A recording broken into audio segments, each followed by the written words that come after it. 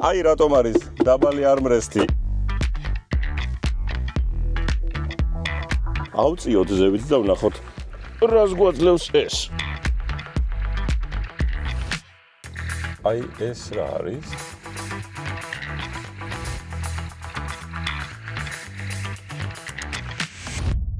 გინდა იყიდო ავტომობილი ჩინეთიდან, მაგრამ არ იცი საიდან დაიწყო?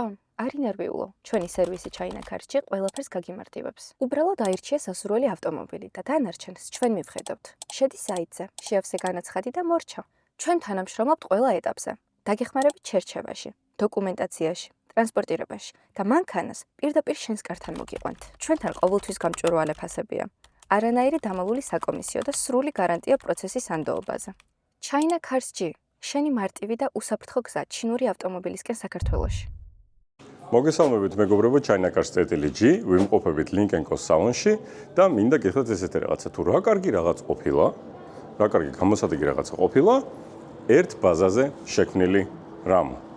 ჯილიმ გამოუშვა ერთი ბაზა, რომელზეც არის აწყობილი რამოდენიმე მანქანა. ჩვენ შემთხვევაში ეს არის Link&Co 10, რომელიც ჩვენ გვჯერა, რომ არის Zikr 007-ის ბაზა ერთი და იგივეა. აბა, ნახოთ თუ რა არის Link&Co 10. სანამ დავიწყებთ ამ ავტომობილის ინტერიერის და ექსტერიერის მიმოხილვას, ორიოდვე სიტყვა ტექნიკური მაჩვენებლების ამ ავტომობილის. ესე იგი, ამ ავტომობილს ეს არის ჰიბრიდული ავტომობილი, აქვს 1.5-იანი ტურბო მოტორი და 173 ცხენის ძალა შიდა წვრის ძრავზე. აქვს ორი ელემენტი, ორი ვარიანტი გვაქვს ელემენტების. 18 და 4 კილოვატ-საათიანი ელემენტი და 38.2 კილოვატ-საათიანი ელემენტი. შესაბამისად 120 კილომეტრიანი რენჯით და 240 კილომეტრიანი რენჯით. ხოლო რაც ეხება ცხენის ძალებს, გვაქვს ყოველთვის 367 ცხენის ძალა და 4/4-ზე. ორ მოტორიანია ეს ავტომობილი. ეხლა კი დავთვალიეროთ თუ რას წარმოადგენს Link&Co-s ექსტერიერი. რას წარმოადგენს ამ ავტომობილის ექსტერიერი? ეს არის ვერსიაში Ultra Sport. რას ნიშნავს Ultra Sport-ის ვერსია? ეს არის 21 ინჩიანი ბორბლები, ეს არის ბამპერი დაგრძელებული ქვევით, რომელსაც ეძახიან ამ დამაგრებულ პლასმას ეძახიან კაბას. ეს კაბა არის წინა ბამპერზე, ეს კაბა არის უკანა ბამპერზე, ეს არის კაბა არის გვერდებზეც ყველგან, ანუ ავტომობილი ჩანს ცოტათი დაბალი. შემდეგ, რას გვაძლევს კიდევ ამ ავტომობილის ექსტერიერი? წამოვიდეთ, გამოვიდეთ. ესე იგი, ეს ავტომობილი სინამდვილეში არის სედანი, თუმცა გამოიყურება როგორც liftback-ი. მისი მთლიანი სიგრძე, ზოლი იწყება დასაწყისიდან, სადაც აქ გვაქვს ფარები და შემდეგ გრძელი day running light-ები, რომელიც მოდის პრაქტიკულად მარჯვენა ფრთის ბოლომდე. ესე დაგრძელებული დიზაინით მოდის ავტომობილი.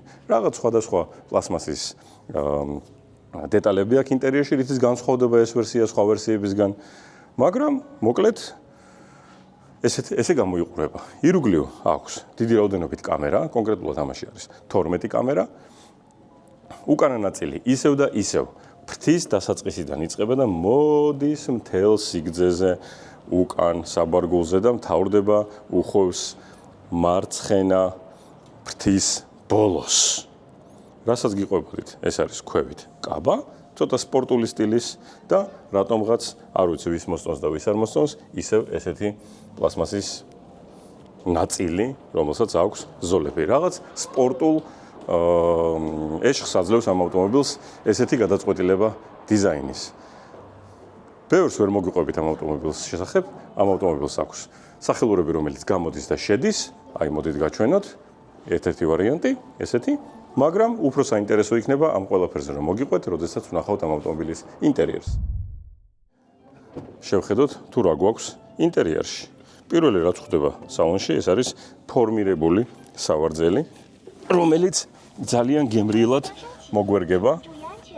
ჩაუწიოთ ხმას, ძალიან მოგვერგება და აი მართლაც ვზივარ ძალიან ანატომიურად. მართკუთხედი საჭე, სამწუხაროდ არ გვაქვს ღილაკები, რომლითაც შეგვიძლია საჭის რეგულირება, მაგრამ გვაქვს მექანიკური რეგულირება საჭის. დიდი არეალი აქვს რეგულირების.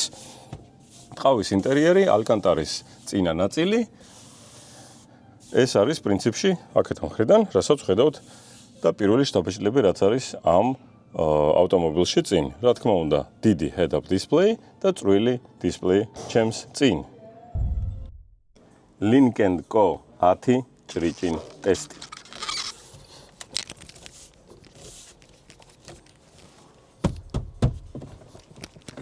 მაინტერესებს თუ რამე მოძრაობს სალონში.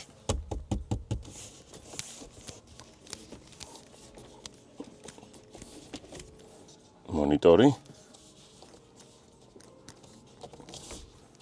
სხვა Lynk & Co-ებთან შედარებით კარგად ძალიან ზედმეტად მყარად დგას ეს მონიტორი. ვერა, მაგრამ არ ვიცი რა უნდა მოიმოქმედოთ, რომ ამას ხმა გაუჩნდეს. აი, მივადექით. მეგობრებო, ჭრიჭინი. ანუ დავდები ხელი. ჭრიჭინებს, ცოტათი ჭრიჭინებს, კი არა, უпростоრად კი არა, ჭრიჭინებს.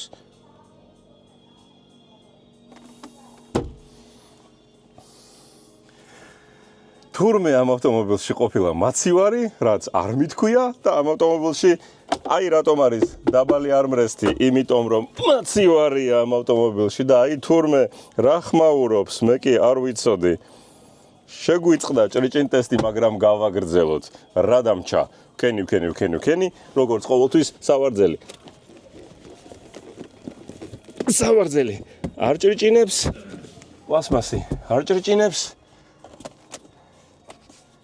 პრაქტიკულად არ ჭრიჭინებს. მანქანა პრინციპში გაიარა ჭრიჭინ ტესტი, მაგრამ ერთადერთი რაში ჩემეპარა ეჭვი, მეგონა რომ რატომ მოძრაობს ეს კონსოლი, თურმე მის ქვეშ ეს უნდა შეყოთ ხელი, ყოფილა მაცივარი, მაგრამ გაიარა ჭრიჭინ ტესტი. რაც ეხება ავტომობილის შუა ნაწილს, რას ხედავთ აქ? აქ ხედავთ რომ საკმაოდ ღრმად ვზივარ შიგნით, გვაქვს შუაში მონიტორი, დასატენი პორტები უსადენო სატენის ამ შემთხვევაში რატომღაც გვაქვს ხოლმე მარცხენა მხარეს ორი საჭიქე ისევ და ისევ საკმაოდ დაბალი და არაღრმა armrest-ი ესეთი სასიამოვნო მასალებისგანაა დამზადებული ყველაფერი შუაში სპიკერი ჩარჩოიანი თუმცა თავიდან გონია რომ ეს არის უჩარჩო სარკე დიდი პანორამული სახურავი რომელიც მიდის სულ ბოლომდე და ერთი ნიუანსი ამ ავტომობილის პანორამულ სახურავს არ აქვს საფარი ანუ თუ განათებთ მზე განათებთ ბოლომდე რა თქმა უნდა აქვს ულტრაფიოლეტური UV დაცვა სახურავს მაგრამ ჩვენ გვინახია ავტომობილი რომელსაც სპეციალური საფარები ქონდა მაგნიტებზე ჩასმული იმისთვის რომ არ ყოფილიყო სახურავი გამჭვირვალე იმიტომ რომ ავტომობილს პანორამის გარეშე ფიზიკურად ვერ შეიძენთ. ვნახოთ როგორ ვზივარ. ჩავჯიქი, ჩემი ზომა, მოვირგოთ სავარძელი, ავწიოთ. უпростоრედ ჩაწეული მაქვს ბოლომდე მე სავარძელი და ამასობაში შეხედეთ რამდენი ჯამჭა ზევითამდე. ასეთ შემთხვევაში, ამ ვერსიის შემთხვევაში ჩვენ გვაქვს ჩოვლებრივი მზის საფარი, მაგრამ არსებობს ვერსიები, სადაც ნახევარი მზის საფარი არის გამჭვირვალე, რაც ჩემი გადმოსახედიდან უფრო მოსახერხებელია. ეხლა კი გადავიდეთ უკან, ვნახოთ თუ რაოდენ კომფორტულია ეს ავტომობილი უკან და რა გაბარიტები აქვს ინტერიერს. წავედით უკან. აბა ვნახოთ, რაზეა საუბარი ამ ავტომობილის უკანა ნაწილში. ვზივარ ჩემს უკან. ჩემი სიმაღლეა 191 სანტიმეტრი და რას ვხედავ? მინდა გავატარო ანალოგია 007-თან. 007 არის ზიკრი. არც იქ არ მეტეოდა ფეხები სავარძლის ქვეშ და არც აქ არ მეტევა ფეხები სავარძლის ქვეშ. ანუ მაქვს ორი მუშტის სიგრძე ადგილი წინა სავარძლამდე, მაგრამ ამასობაში ფეხებს ვერ ვშლი, იმიტომ რომ სავარძელი იმ დონეზე დაბლაა ჩაწეული და რო ავწიო სავარძელი თავს მივარტყავ ზევით წინ ჯდომის შემთხვევაში, გამოდის რომ ჩაწეული სავარძლის შემთხვევაში მე ფეხებს ვერ დავალაგებ, მხოლოდ აი ესე. ასევე გვაქვს ორი USB დამტენი პორტი და სხვადასხვა პატარა ბონუსები, რომელსაც ახლა გაჩვენებთ. რაზეა საუბარი? საუბარია იმაზე, რომ ზოლები კარებზე გვაქვს, ზოლები ambient lighting-ის და უზარმაზარი armrest-ი. ნახეთ რამ ხელა რამეა ეს armrest-ი, პრაქტიკულად ორი ჩემი ხელის სიგანეა. armrest-ზე გვაქვს ფუნქციები სენსორული ეკრანით, რომელიც გვაძლევს ჩვენ სავარძლების, უკანა სავარძლების ვენტილაციას, უკანა სავარძლების გათბობას და უკანა სავარძლების თუ არ ვწდები მასაჟს. არ შემშლია, აქ არის მასაჟი, რომელსაც დავაჭერთ, 3 სხვადასხვა მასაჟის რეჟიმი აქვს, ვზივარ და სასიამოვნოდ მიკეთებს მასაჟს. მაგრამ რა ხდება ამის ქვეშ? იქ იმის გარდა რომ ამის ქვეშ პრაქტიკულად, აი რისთვის გააკეთეს ეს არ ვიცი, ეხლავე გაჩვენებთ მე ტელეფონით, ესე იგი ამის ქვეშ შეიძლება დაიდოს აი ესე ტელეფონი და პრაქტიკულად ამის სიღრმე არის ტელეფონის სიღრმე. ალბათ მხოლოდ იმისთვის რომ ტელეფონი დადოთ და იყოს საფარი. დიდ მოცულობას ეს არ გვაძლევს. ავწიოთ ზევით და ვნახოთ რას გვაძლევს ეს. გაიშალა მესამე სავარძელი, რომელიც საკმაოდ ბავშვისთვის, ალბათ ან 3 ადამიანისთვის მოკლე გზის შემთხვევაში კომფორტული იქნება, იმიტომ რომ იატაკი არის სრულიად ბრტყელი. შუაში გვაქვს 2 USB როგორც მოგახსენეთ, მეტი არაფერი დეფლექტორების გარდა, 2 USB და დეფლექტორი, მაგრამ როგორც ყოველთვის უკვე ვიცით, რომ უკან მარჯვნივ არის ყველაზე გემრიელი ადგილი ამ ავტომობილში. სამწუხაროდ და მე ძალიან მწყინს, იმიტომ რომ მომწონს ეს ავტომობილი, სამწუხარო ის არის, რომ მე ამ ავტომობილში უკან ვერ ვეტევი. მე ვურტყავ თავს ზევით და თუ დავჯექი და არ ჩავწექი, თავს ურტყავ პანორამულ სახურავს. წარმოიდგინეთ ამას რო არ ქონდეს პანორამული სახურავი, მე ამ მანქანაში საერთოდ ვერ ჩავეტევოდი. მაგიდან განვაგრძოთ ჩვენი მიმოხილვა. კარგი მყარი მაგიდა. ჩასადები რაღაცეებისთვის. და შეხედეთ დავაწვენ უკან სავარძელს და გავასწორებ უკან სავარძელს. თურმე მეტი არც არაფერი არ ყოფილა, მე მეგონა ცოტას მაინც გამშლიდა, მაგრამ არა, მხოლოდ და მხოლოდ ეს. რაც ძალიან საკვირველია, სახურავში გვაქვს სპიკერები, შუქთან ერთად, თქვენ ვერ დაინახავთ, მაგრამ აქ არის შუქი. უჩარჩო კარებები და გვერდზე პატარა დეფლექტორი. კარგი ბონუსია, როდესაც დეფლექტორი შუაშიც გაქვს და გვერდზეც გაქვს. საიდანაც გინდა, იქიდან დაგიბეროს და გააქრილებს. მეტი ამ ავტომობილში უკან ვერაფერს ვერ ვიტყვი, ამიტომაც კომფორტულია, კი, საუბარი არ არის არაფერზე. კომფორტულია, მაგრამ ჩემი ზომის ადამიანისთვის არა. ეხლა გადავიდეთ უკან და ვნახოთ რა ხდება ესეთი ზომის ავტომობილის საბარგულში. Lynk&Co 10-ის საბარგული, რომელიც გავდა hatchbacks, კი არა და liftbacks, მაგრამ არის სედანი. ASO O-ში არის პატარა სენსორული ღილაკი, რომელსაც დავაჭიროთ და ამ შემთხვევაში გაიღება საბარგული. თუ არ იცით, ეგრევე ვერ მიხვდებით, განსაკუთრებით თუ ავტომობილი არის შავი. ზომა. საკმაოდ ღრმა იმისთვის, რომ ჩაეტიოს 2 დიდი ჩემოდანი და ალბათ 1 ან 2 სპორტული პატარა ხელბარგი. დანარჩენი არანაირი გვერდზე ჩასადებები, არანაირი ბადეები, ერთადერთი რაც აქვს ეს არის 12 ვოლტიანი შესაერთებელი დენის. აი აქ არის ეს გვერდზე დაყენებული, კიდევ კარგი მაღლა არის, იმიტომ რომ გვინახავს, როცა იატაკზე არის ხოლმე და მეტი არაფერი ამ საბარგულში. დაიმახსოვრეთ, თუ გინდათ რომ გააღოთ Lynk&Co 10-ის საბარგული, განსაკუთრებით თუ არის მუქი ფერი, ASO O-ში არის სენსორული ღილაკი. ხოლო დახურვა სტანდარტულად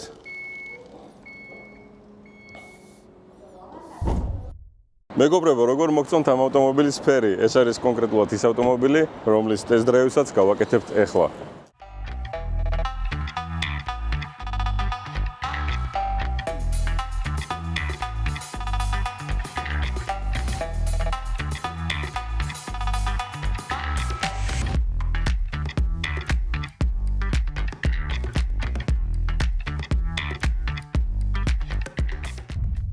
დავიწყოთ Link&Co 10-ის test drive. პირველი რაც მომხდა თვალებში და ალბათ უფრო სწორი იქნება თქმა რომ მომხდა ხელებში, ეს არის როგორ გითხრათ და როგორ ვაგიხსნათ, გრძნობა ცოტათი არა უჩვეულო გრძნობაა, ეს არის საჭე, არის უცნაური ფორმის. ქვევიდან არის მართკუთხა, ზევიდან არის მომრგვალებული მართკუთხედი. მაგრამ რაც საკვირველია, ხელებში ზის ძალიან კარგად. ამ შემთხვევაში, სხვა Link&Co-ებიდან განსხვავებით, გრძელ მონიტორს, რომელიც მაქვს წინ, ვხედავ იდეალურად. ისევ და ისევ დიდი ზომის head-up display და ძალიან ჩუმი სვლა. საკმაოდ ჩუმად არის ავტომობილი. ესეთი ზომის ავტომობილისთვის კარგი ზომის სარკეები აქვს მარჯვნივ მარცხნივ. გარედან ჩანს თითქოს ეს ავტომობილი არის საკმაოდ პატარა და საკმაოდ ვიწრო შუშები აქვს, მაგრამ აღმოჩნდა რომ ესე არ არის. და იცით რა შეა საქმე? დიდი ფეხსაცმელების შემთხვევაში, ისეთი როგორიც არის კატერპილარები, ტიმბერლენდები და ასე შემდეგ, საკმაოდ რთულია ჩაატიოთ ფეხები შიგნით, იმიტომ რომ ალბათ, რა ვიცი, არ არის ეს ავტომობილი ესეთი უზარმაზარი ფეხსაცმელისთვის მორგებული. მაგრამ როგორღაც ჩავეტიე და მიმყავს ავტომობილი. ისეთ პოზიციაში როგორ შეგვიზივარ მე, ხელის ჩამოდება ალბათ მირჩევნია აქ, ვიდრე ქვევით. იმიტომ რომ ჩავჯდე ქვევით, მაშინ ჩავიწიო ქვევით, მაშინ უკვე გამოდის რომ მეტი აღარ ჩადის. ეს არის ამ სავარძლის პოზიცია ყველაზე დაბალი. აი ესეც მაჩვენებელი იმისი რომ მე ვარ სიმაღლეში 191 სანტიმეტრი, ბოლომდე ჩაწეული მაქვს სავარძელი ქვევით და თავი სახურავამდე დამჩა აი ამდენი. განვაგრძოთ შეგრძნებები. ფეხს ურტყავ დიდი, ეგრეთ წოდებული ბათინკებს რო ეძახიან, ფეხს ურტყავ მუდამ პლასმას, რომელიც არის ქვევით, როდესაც გადამაქვს ფეხი აქსელერატორიდან, მუხროჭიდან აქსელერატორზე, ყოველთვის რაღაცას ურტყავ ფეხს. ანუ ვერ ვეტევი, მჭირდება ბოტასები, მჭირდება სპორტული ფეხსაცმელი ან რამე სხვა, ცოტა პატარა ზომის იმისთვის, რომ კომფორტულად მოვირგო პედლები. ეხლა კი გადავიდეთ მარჯვენა ზოლზე და ნახოთ რა შეუძლია ამ ავტომობილს. 1, 2, 3. ავტომობილი კრიფავს, გამახსენდა ეგრევე ჩვენი შარშანდელი მოგზაურობა, როდესაც გამოვცადეთ Zikr 007 და Zikr 007 მე ძალიან მომეწონა, იმიტომ რომ ავტომობილი მომერგო სრულიად. ისეთი შთაბეჭდილება იყო, თითქოს მე და ავტომობილი ვიყავით ერთი მთლიანი და ძალიან კარგად ვიგრძენი, ძალიან სასიამოვნო სატარებელი იყო, მაშინ ვამბობდი, რომ ყოველ დღე ვატარებდი ამ ავტომობილს თავისუფლად. აქაც მიახლოებით ისეთი გზნობაა, თუმცა ფეხები რო არ მეტევა უკვე პრობლემაა, ის რომ სავარძელი არ გრძელდება იმ დონეზე, რომ ჩემი მუხლები დააკავოს, პრობლემაა, ის რომ მოკლე სავარძელია საკმაოდ, ესეც მე მგონია, რომ პრობლემაა. დანარჩენი ყველაფერი, არაფერი არ გაძლევთ გრძნობას, რომ რაღაც არაკომფორტულად იგრძნოთ ამ ავტომობილში თავი.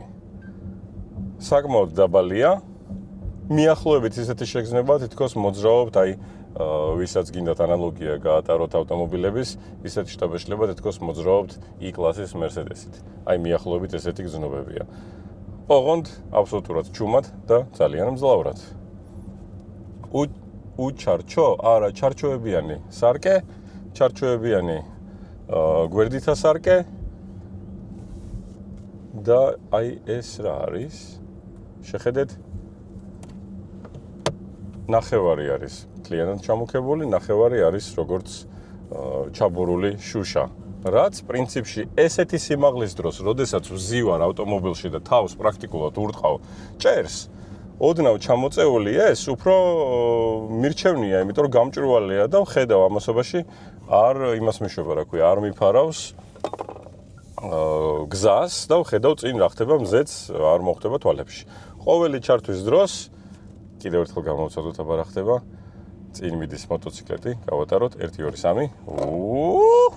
კრიფავს. კარგად კრიფავს, საკმაოდ წვრილი გზაა და ცოტა მეშინია აკრეფა. ესე იგი, განვაგრძოთ. ჯერჯერობით ჩამოვთვალე მხოლოდ ის თუ რა მიმაჩნია პლუსებში და რა იყო მინუსი ის რომ ფეხები არ მეტევა. ყველა ზიკრში მაღაზიანებს ერთადერთი რაღაცა ძალიან მაგრად. რატომ ავარიული ღილაკი ჭერზე? რატომ როცა რაღაცა მჭირდება სასტრაფოდ გავაკეთო ჩავრთო ავარიული, უნდა ავარტყა ხელი სადღაცას ზევით და ისიც შეიძლება ვერ გავარტყა ეგრევე ხელი. გავაკეთეთ რა სადმე აქ რა მოხდება ყველა ავტომობილს ესე აქ და ამას მაინც და მაინც რატო არ უნდა კონდეს. მეჭედება ფეხი. ტესტ-დრაივზე უნდა მოსულიყავი ალბათ სპორტული ფეხსაცმელით და გამომეცადა უიმე რას კრიფავს. გიჟივით კრიფავს. არ არის ესეთი მძლავრი ავტომობილი ციფრებში, რომ ესეთი გრძნობები იყოს აკრეფის დროს, მაგრამ ფაქტია, კრიფავს რა. კრიფავს პრაქტიკულად ერთი ბაზაა როგორც 007-დან და პრაქტიკულად გამოდის, რომ ჩემი გადმოსახედიდან ისევ და ისევ ეს ჩემი სუბიექტური აზრია, ეს არის ცოტათი უფრო გათანამედროვებული, ასე ვთქვათ, იმიტომ რომ უკვე რესტაილინგია, რა თქმა უნდა, ან თითქოს ეს არის 007-ის რესტაილინგი, რომელიც ამასობაში არის ჰიბრიდული. ანუ მოძრაობთ და არ ფიქრობთ რა, როდის დაგიჯდებათ, სად რა ელემენტი უნდა დატენოთ და ასე შემდეგ, დაჯდა, გააგზელებს ბენზინზე, პრობლემა არაფერი არ არის. უფრო ყოველთვის ვადარებ ამ ავტომობილს 007-ს და რა თქმა უნდა, მე პირადად მომწონს უფრო 007. მაგრამ ვიცი და ლოგიკურად, პრაქტიკული გადმოსახედიდან, რომ კონდეს არჩევანი თუ რომელი მანქანით ვიარო, თუ ეს არის მაგალითად ერთადერთი მანქანა ოჯახში ან პირველი მანქანა ოჯახში, რა თქმა უნდა, ამოვირჩევდი საქართველოს პირობებში ამოვირჩევდი ლინკენკოს 10-ს ვიდრე 007-ს, იმიტომ რომ მაქვს მძლავრი ელემენტი, მძლავრ ავტომობილთან ერთად მაქვს ჰიბრიდული სისტემა და არასდროს არ დავფიქრდები თუ სად და რა დავტენო და რა ვქნა. მეორე ავტომობილის შემთხვევაში, რა თქმა უნდა, არასდროს არ ამოვირჩევდი ამ ავტომობილს, იმიტომ რომ რა გზნობებია. უნდა გამოცადოთ ეს ავტომობილი, სხვანაირად ვერ გადმოვცემთ, ვერ გაგაგებინებთ სიტყვებით, რა შეგრძნებებია, როდესაც მინდოდა 3 რიგით გადავსულიყავი მასხნით, დავაჭირე აქსელერატორის პედალს და ეგრევე აწყვიტა. ხანდახან ისეთი გზნობა მაქვს, რომ წინაპრობლები ეგრეთ წოდებული ბუქსაობს აკრეფის დროს. მოკლედ, გავაკეთოთ ჩვენი ტესტ-დრაივის ფინალი. სასიამოვნო ავტომობილი, საკმაოდ დიდი სივრცით შიგნით, ემორჩილება საჭეს და პედლებს ძალიან კარგად, ჰიბრიდული და მძლავრი, არჩევანი რა თქმა უნდა ელემენტებში გვაქვს. ყოველდღიური გამოყენებისთვის ქალაქში ალბათ და ქალაქგარეთ უფრო ლინკენკო, სხვაგან 007. ეს არის ულტრასპორტი, სადაც გვაქვს ალკანტარის სახურავი და 21 ინჩიანი დისკები. ამ კონკრეტულ ავტომობილში. საკმაოდ ესე უჭირავს გზა. თქვენ რა სიტყვით? აბა მოგწერეთ კომენტარებში. მოგეწონათ ეს ავტომობილი თუ ჩვენი შარშანდელი 007-ის მიმოხილვა. შევადაროთ ეს ავტომობილი ერთმანეთთან. მიუხედავად იმისა, რომ 007-ში მე უკან ვერ ვეტეოდი. ლინკენკო 10-ის მიმოხილვა უახლოვდება დასასრულს და თქვათ ორიოდე სიტყვა. რას წარმოადგენს ეს ავტომობილი? ეს ავტომობილი არის სავარაუდოდ პლუს-მინუს 30 წლის ახალგაზრდებისთვის, ვისაც უნდა დრაივი, ვისაც უნდა დიდი სედანი, გრძელი სედანი, სადაც გექნებათ ძალიან დიდი რაოდენობა ცხენის ძალების, რომელიც იქნება ჰიბრიდული, უნივერსალური, მაგრამ ამასობაში ლამაზი. მე შევადარებდი კამრის ვიზუალურად, მაგრამ ვერა. შემიძლია ტექნიკურად შევადარო იმ ძველ დროს, როდესაც ყიდულობდნენ M5-ს, იმისთვის რომ ყოლოდეთ კლასიკური სედანი და ქონოდათ ძალიან მძლავრი შიგთავსი. ეს არის ლინკენკო 10 გამოიწერეთ ჩვენი გვერდები, დაგვისვით ლაიქები, მოგწერეთ კომენტარებში თუ როგორ მოგეწონათ ეს ვიდეო და რა ვიდეოების ნახვა გინდათ კიდევ. დაგემშვიდობებით.